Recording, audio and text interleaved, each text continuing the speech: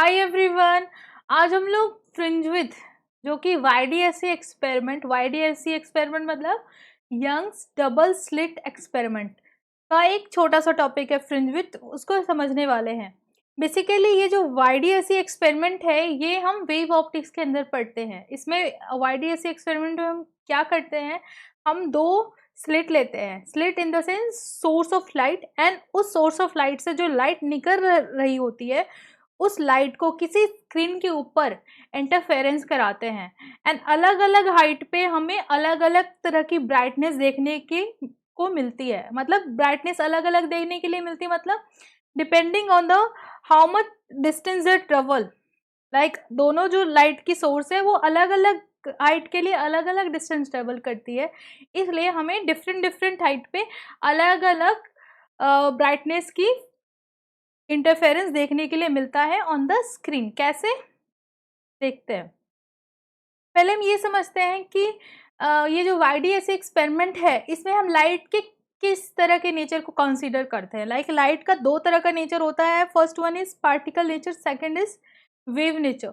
तो यहाँ पे जो हम ये एक्सपेरिमेंट देख रहे हैं, ये जो टॉपिक देख रहे हैं, इसमें हम लाइट को एक वेव कंसीडर करके पढ़ेंगे। तो यहाँ पे मैंने जो स्टार्टिंग में बताया आपको कि यहाँ पे हम इंटरफेरेंस कराते हैं एंड अलग अलग ब्राइटनेस की जो हमें फ्रिंजेस देखने के लिए मिलती है ऑन द स्क्रीन।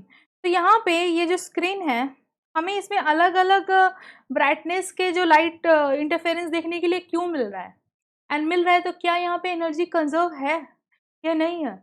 तो the answer is energy conserved है, बस रीडिस्ट्रीब्यूट हो गई है। कैसे, मतलब कि अगर मैं कहूँ कि यहाँ पे जो ब्राइटनेस है वो मिनिमम है एंड यहाँ पे जो ब्राइटनेस है वो मैक्सिमम है, मतलब कि यहाँ का कुछ एनर्जी उठ के, इस पॉइंट का कुछ एनर्जी उठ के यहाँ चला गया। यहाँ पे मिनिमम ब्राइटनेस है, यहाँ पे मैक्सिमम ब्राइटनेस है, मतलब यहाँ का कुछ एनर्जी उठ के यहाँ चला गया। दो the average energy on the screen is same. Simple. तो यहाँ पे आप ये नोट डाउन कर सकते हैं, in the screen of light the energy is transform from one transferred from the range region of destructive interference to the region of constructive interference. मतलब destructive interference हो रहा है जहाँ पे लाइट की ब्राइटनेस बहुत कम है, वहाँ से एनर्जी कहाँ ट्रांसफर हो जा रही है जहाँ पे लाइट की जो ब्राइटनेस है वो काफ़ी ज़्यादा है। सिंपल। तो यहाँ पे law of conservation of energy fully valid है।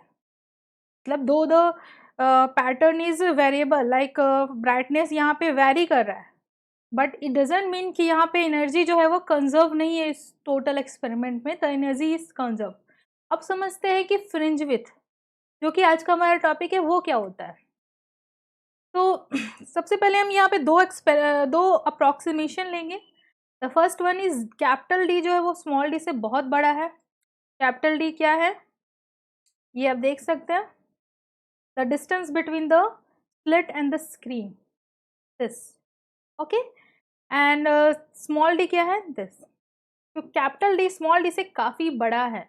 And second experiment is this, small D जो है वो लैम्डा से काफ़ी बड़ा, लाइक ये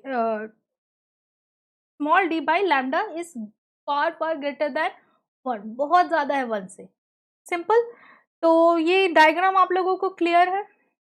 अब यहाँ पे हमने सपोज ये एंगल थीटा लिया। सिंपल। तो यहाँ पे टैन थीटा क्या हो जाएगा अगर ये एंगल थीटा है तो टैन थीटा यहाँ पे मैं लिख लेती हूँ, tan theta will be equals to X by capital D. Simple. तो अब देखते हैं कि अगर ये कैपिटल डी बहुत बड़ा है, ये जो डिस्टेंस है ये बहुत बड़ा है, तो क्या ये तीनों लाइन जो है वो हम पैरेलल कंसीडर कर सकते हैं। कर सकते हैं इन्फिनिटी के, मतलब अगर ये स्मॉल डी बहुत छोटा है तो स्मॉल डी के कंपैरिजन में कैपिटल डी काफ़ी बड़ा हो जाएगा।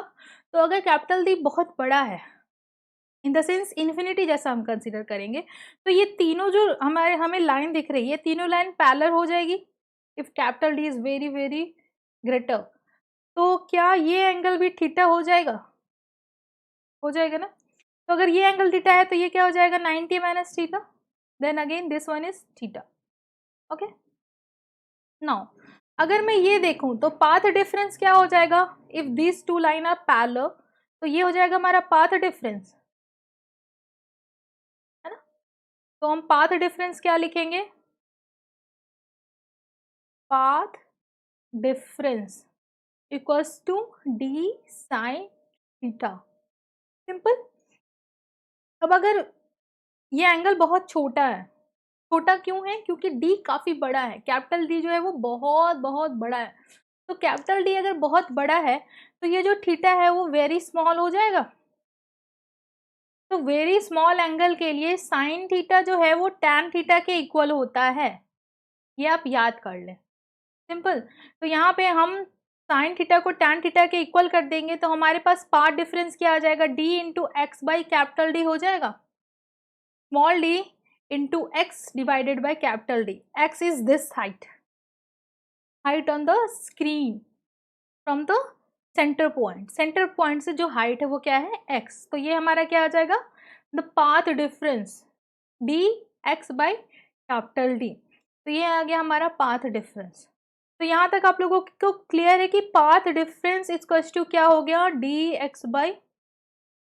सिंपल। अब अलग अलग हाइट के लिए अलग अलग पाथ डिफरेंस होगा, अलग अलग एक्स के लिए अलग अलग पाथ डिफरेंस होगा। तो depending on the x path difference will be very, या फिर हम इसको उल्टा भी कह सकते हैं।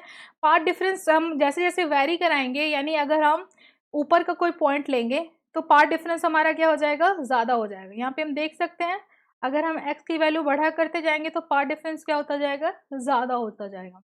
अब हम समझते हैं फ्रिंज विड्थ क्या होता है।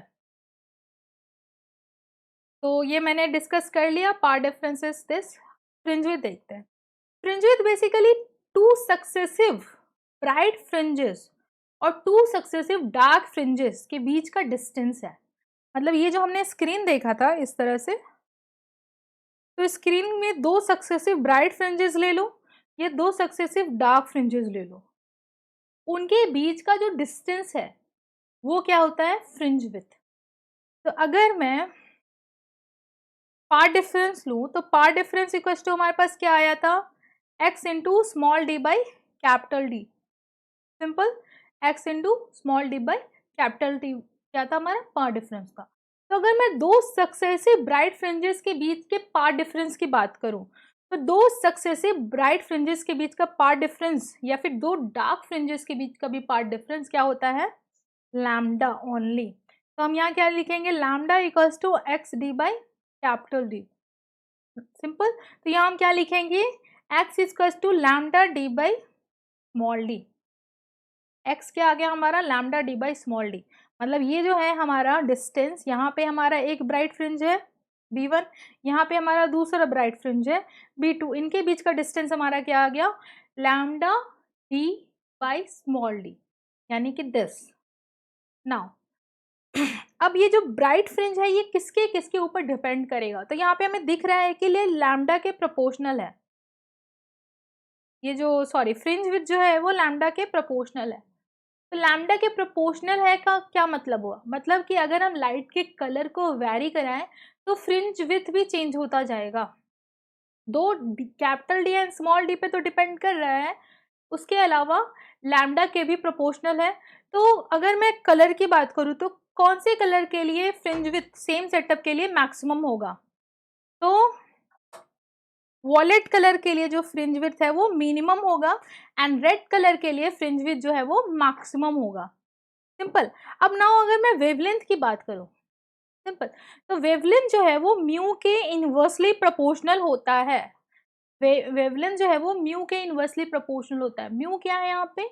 Refractive index. तो वेवलेंथ जो है वो रिफ्रैक्टिव इंडेक्स के इनवर्सली प्रोपोर्शनल होता है। मतलब अलग अलग मीडियम में सेम लाइट की सेम सेटअप में अलग अलग वेवलेंथ होगा, अलग अलग मीडियम में सेम लाइट का अलग अलग वेवलेंथ होगा। तो अगर सेम लाइट का अलग अलग मीडियम में वेवलेंथ अलग अलग है तो फ्रिंज विड्थ भी अलग हो जाएगा। तो हम इसको डायरेक्टली ऐसे भी समझ सकते हैं कि फ्रिंज विड्थ जो है वो इनवर्सली प्रोपोर्शनल टू म्यू है। Mu is the refractive index of the medium. Simple.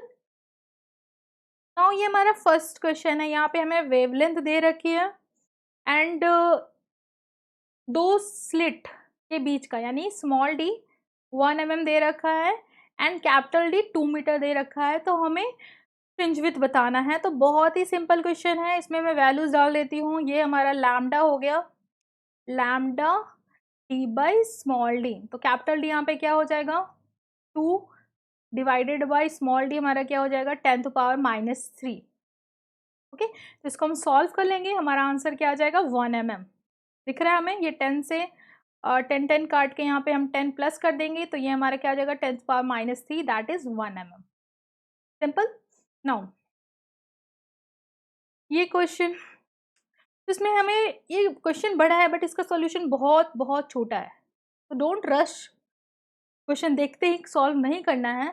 यहाँ पे बस चेंज क्या हुआ है, बस लैम्डा चेंज हुआ है, सिर्फ लैम्डा। तो हमने देखा था कि जो फ्रिंज विड्थ है वो लैम्डा के डायरेक्टली प्रोपोर्शनल होता है, राइट। तो अगर मैं B dash is the fringe width of the changed lambda, lambda change करने के बाद का फ्रिंज विड्थ इक्वल्स टू क्या लिखेंगे lambda dash divided by lambda that is 6000 divided by 5000। तो यहाँ से हमारे पास क्या आ जाएगा B dash equals to 000 cut गया, तो ये क्या लिखेंगे 6/5 इंटू ये पुराना वाला फ्रिंज विड्थ हमारा क्या था 1 mm, तो यहाँ इसको 1 से मल्टीप्लाई कर देंगे तो ये क्या आ जाएगा 1.2 mm जो हमारा फ्रिंज विड्थ हो गया। सिंपल। नाउ नेक्स्ट क्वेश्चन, इस क्वेश्चन में क्या कह रहा है स्लिट जो है, स्लिट के बीच का डिस्टेंस स्मॉल डी उसको हमने हाफ कर दिया, मतलब पहले स्मॉल डी था, अब स्लिट एंड स्क्रीन के बीच का डिस्टेंस कैपिटल डी उसको डबल कर दिया, तो फ्रिंज विड्थ कितने से चेंज होगा। सॉल्व कर सकते हैं, क्या होता है हमारा फॉर्मूला स्मॉल डी, तो यहाँ डी डैश लगा देंगे, तो ये हमारा क्या आ जाएगा बी डैश। यहाँ पे हम क्या लिखेंगे लैम्डा डी डैश क्या हो जाएगा 2d एंड स्मॉल डी क्या हो जाएगा d/2, तो ये 4 टाइम्स हो जाएगा, तो आंसर क्या हो जाएगा हमारा डी। वेरी सिंपल, 4 टाइम्स हो जाएगा, directly proportional to capital D and inversely proportional to small D. Now ये क्वेश्चन देखिए, एल जो है ये क्या है स्लिट एंड स्क्रीन का बीच का डिस्टेंस, एंड एक्स क्या है distance between the adjacent fringes यानी fringe width, and small d is the separation between the slit okay. तो हमें लैम्डा बताना है, तो फ्रिंज विड्थ का फॉर्मूला हमने क्या देखा था, जस्ट इसमें डाल देंगे तो हमारे पास क्या आ जाएगा B D by capital D, तो यहाँ पे हम क्या डाल देंगे एक्स एल बाई सॉरी या ये क्या हो जाएगा दिस, तो यहाँ पे हमारे पास क्या आ जाएगा lambda equals to X L by small D. Simple,